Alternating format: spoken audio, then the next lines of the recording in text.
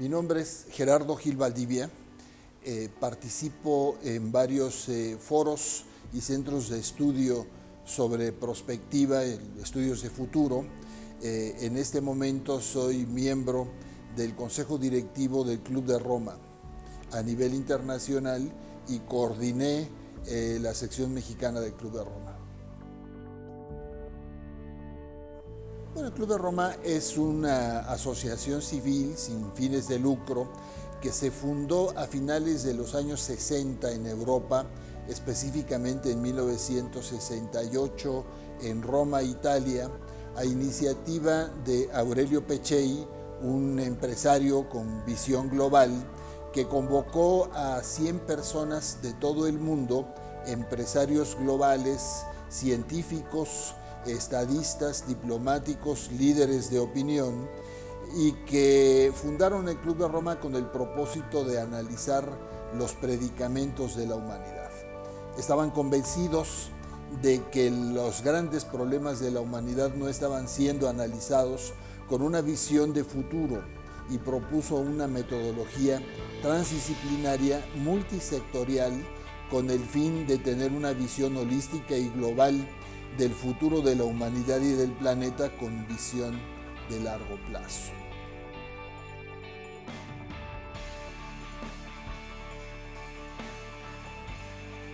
Hablamos de un cambio de paradigma del desarrollo global sustentable porque sentimos que la humanidad y el planeta enfrentan retos sumamente delicados. Uno de ellos es el cambio climático. Hemos creado una civilización y un esquema de crecimiento y progreso con base en la destrucción de la naturaleza, con base en la destrucción del medio ambiente, con esquemas de producción y consumo que no son sustentables para el futuro de la humanidad y para el futuro de la civilización tal y como la conocemos. Y esto está altamente vinculado con la cuestión demográfica. Somos un mundo que después de toda la evolución del Homo sapiens llega a 1.000 millones de personas a finales del siglo XVIII, a 2.000 millones de personas a finales del siglo XIX, y en este momento somos 7.700 millones de gentes y seremos probablemente 10.000 millones en el año 2050. Vivimos un mundo con grandes progresos, con la era de la innovación científica y tecnológica que no tiene precedentes en la historia de la humanidad, con grandes logros, pero a la vez somos víctimas de nuestro éxito, porque buena parte de ese progreso y de ese desarrollo se ha basado en la destrucción de la naturaleza. Y recordemos que somos un mundo con recursos naturales finitos.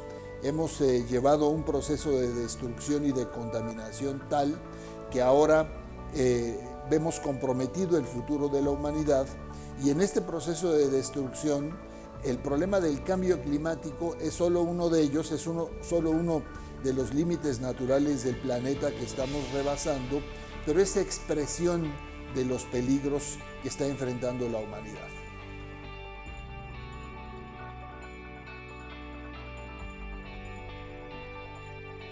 Sin duda, pero no hay que olvidar que lo que requerimos es un cambio de los patrones de producción y de consumo, un cambio de los métodos de crecimiento y desarrollo si queremos preservar el planeta. Hablamos, por supuesto, es un progreso, la reducción y la racionalización del uso del plástico, pero esto debe ir acompañado de muchas otras medidas como la transición energética hacia energías limpias, como un nuevo esquema de organización agrícola para no deforestar, para no tener tanto desgaste de la naturaleza, en fin, de medidas en todos los órdenes de la vida social y económica para lograr un futuro sustentable para todos. Se trata de salvar al planeta, nuestro hogar común, como se ha definido muy claramente, para que toda la familia humana viva mejor.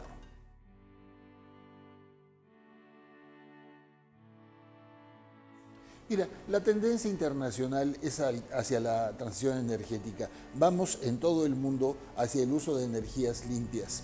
México, como cualquier economía emergente, tiene derecho a optimizar todos sus recursos naturales, todos los recursos a su alcance para promover el crecimiento y el desarrollo y para que su población viva mejor.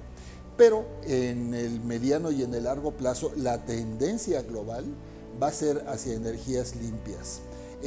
Yo creo que los recursos de hidrocarburos hay que aprovecharlos con la conciencia de que tienen un rango de vida relativamente limitado y que hay que ir transformando todo el esquema productivo y todo el esquema energético para usar energías limpias, energías sustentables. Noruega aprovechó su riqueza petrolera para financiar su desarrollo, para crear fondos para mejorar el desarrollo humano y social de la población y está embarcado en un proceso de energías limpias. Así está pasando en toda Europa. Se planea prohibir el uso de automóviles de combustión interna en Alemania y en Francia en 2030, en Noruega, en Holanda, en Dinamarca en 2025. Es decir, hay una transición hacia ese mundo. En este momento, el lunes empieza el Foro Económico Mundial en Davos, Suiza, y el Club de Roma presenta un plan de emergencia planetaria para combatir el cambio climático, en donde uno de sus aspectos importantes es estimular la transición energética, ir reduciendo el uso de combustibles fósiles para ser sustituidos por energías limpias. Es un plan de acción que le llaman de emergencia planetaria, ¿no? Que consiste en una moratoria a la actividad extractiva en el Ártico, que consiste en ir reduciendo drásticamente el uso de combustibles fósiles, en ir doblando cada 3 años la inversión en todo el mundo en energías renovables. Es un plan que no lo puede aceptar todo el mundo, pero esa es la tendencia a la cual está yendo la humanidad. Es claro que los principales generadores, es decir, el cambio climático, y perdón que lo retome desde esta perspectiva, hay dos, es un término que se refiere a dos contextos. Hay un cambio climático natural, astronómico, la Tierra siempre ha estado sujeto a ese cambio climático, pero hay un cambio climático de origen antropocéntrico que se inicia con la revolución industrial de finales del siglo XVIII, que se acelera a mediados del siglo XX, que está muy vinculado al uso de combustibles fósiles, ¿no? Ese es el cambio climático que nos referimos, es la emisión de gases de efecto invernadero que están provocando una aceleración en el clima medio del planeta. Por eso el Acuerdo de París de 2015 propone que la temperatura media del planeta no rebase los 2 grados centígrados y de preferencia 1.5 grados centígrados, medidos desde la revolución industrial. Estamos prácticamente arriba de 1 grado que ya hemos aumentado, por eso hay que tomar medidas drásticas. El cambio climático provoca deshielos en el Ártico, en el Antártico, deshielos en Groenlandia, deshielo del permafrost, acidificación de los océanos, aumento del nivel de los mares. Recordemos que el 40% de la población mundial vive en las costas o cerca de afluentes que llegan al mar, la alteración de toda la cadena alimentaria marina, la alteración de la agricultura, afectando la nutrición y la salud de muchísima gente. Entonces, de alguna manera, estamos viendo que hemos rebasado muchos de los límites naturales del planeta por la acción del hombre y que tenemos que tomar medidas emergentes en ese sentido.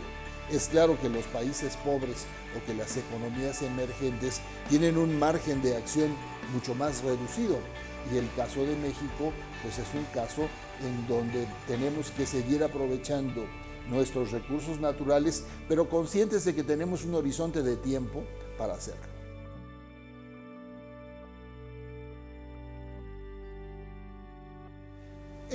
Mira, en realidad se trata de que tenemos que frasear todos los términos del desarrollo y del crecimiento y del desarrollo, de la producción y el consumo, a reutilizar recursos, a utilizar recursos naturales con un sentido de no agotarlos, a cambiar hábitos de consumo, a una economía circular.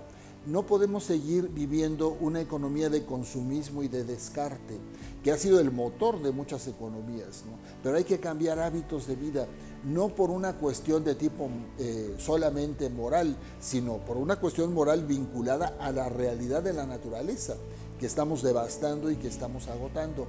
Ese es el tema. Es un tema complejo, es un tema difícil, es un tema que se está discutiendo en todo el mundo, es un tema que se discute muy poco en México, pero México está metido en el planeta y va a tener que tomar medidas tarde o temprano en ese sentido.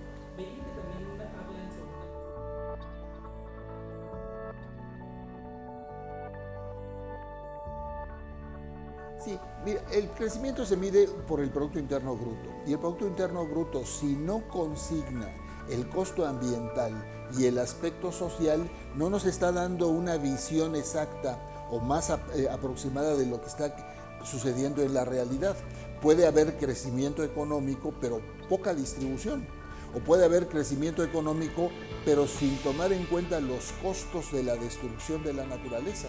Entonces hay que empezar a tomar en cuenta todo eso. Tú puedes poner un hotel en una playa, ¿no? Pero si no tomas en cuenta, si el drenaje lo tiras al mar o si arrasas con los corales o con los arrecifes, ¿no? Bueno, ahí hay un costo que no estás tomando en cuenta, pero que va a pagar toda la sociedad en su conjunto. La idea es tomar en cuenta todos los costos sociales y todos los costos ambientales, entre otras cosas. Es decir, puedes tener crecimiento de la economía, pero si el beneficiario son unas cuantas personas y no toda la sociedad, pues sí hay crecimiento, pero no hay desarrollo. Entonces la idea es medir el crecimiento, pero también cuál es el impacto social de ese crecimiento, cuál es la transformación de la sociedad, cuál es el costo ambiental que sucede en todas estas cosas.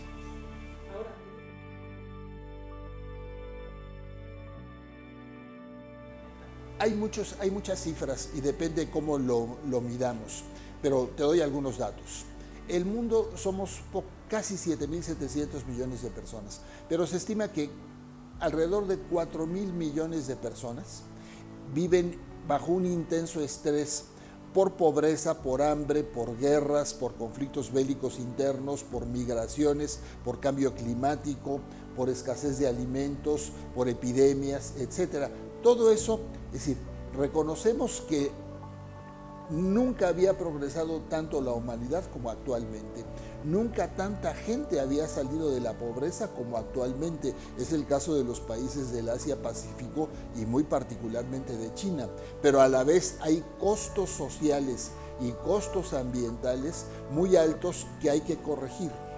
Yo creo que en mi concepción personal, la economía de mercado y la democracia liberal son los mejores sistemas o los menos malos, pero también hay que cuidar por el interés general y no solamente propiciar estos altísimos niveles de progreso, pero también de concentración del ingreso y de la riqueza. Oxfam, una institución vinculada a la Universidad de Oxford, presentó en el Foro Económico Mundial de 2017 que se celebró en Davos una investigación con base en información de un banco privado, Credit Suisse, donde habla de que 8 personas físicas tienen el equivalente del ingreso de 3.800 millones de personas. Es decir, yo creo que el progreso material es muy importante y el bienestar es muy importante y la búsqueda de la felicidad a través del bienestar es plenamente válida, pero hay que hacerlo acotando las circunstancias de no seguir degradando y devastando al planeta.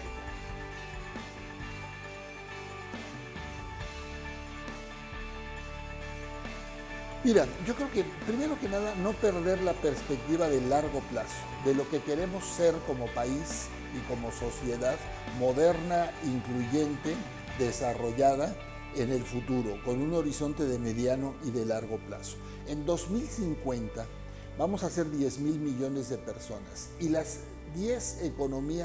las 10 economías más importantes del mundo, hay 5 que actualmente son economías emergentes. La 1 va a ser China, la 2 puede ser la India o los Estados Unidos, el país más poblado del mundo va a ser la India, y hay al menos 5 economías emergentes que van a estar dentro de esos 10 primeros países: China, India, Indonesia, Brasil y México.